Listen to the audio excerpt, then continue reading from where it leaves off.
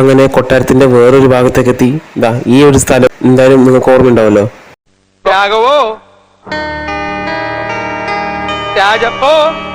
Yes, ആ ഭാഗം തന്നെയാണിത്. തീർന്നിട്ടില്ല, ഇനിയുണ്ട്.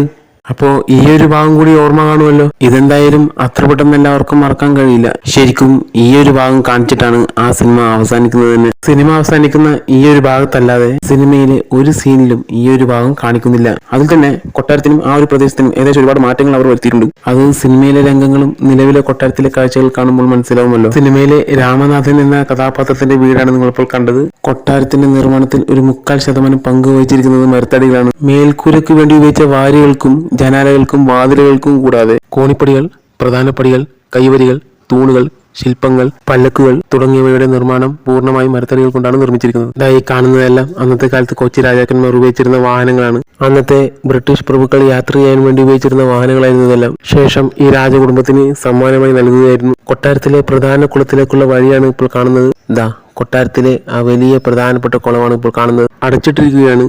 സന്ദർശകർക്ക് അങ്ങോട്ട് ചെന്ന് കാണാനുള്ള അനുവാദമില്ല. കൊട്ടാരത്തിലെ സ്ത്രീകൾ മാത്രം ഉപയോഗിച്ചിരുന്ന ഒരു കുളം കൂടിയുണ്ട്. കൊട്ടാരത്തിന്റെ തൊട്ടടുത്ത് കാണപ്പെടുന്ന ഒരു മാൻ വളർത്ത് കേന്ദ്രമാണിത്. മൊത്തം 54 ഏക്കറോളം വരുന്ന സ്ഥലത്തിനകത്താണ് കൊട്ടാരവും മാൻ വളർത്ത് കേന്ദ്രവും ചിൽഡ്രൻസ് പാർക്കും ഉൾപ്പെടുന്നത്. അങ്ങനെ കൊട്ടാരമൊക്കെ കണ്ട് നടന്ന് ക്ഷീണിച്ച് ഒരു പരിവായി വിശപ്പ് പിടിമുറുകാൻ തുടങ്ങി. ഞങ്ങളെല്ലാവരും കൂടി ഒരു വെജിറ്റേറിയൻ ഹോട്ടലിൽ കയറി ഫുഡ് കഴിക്കാൻ തുടങ്ങി.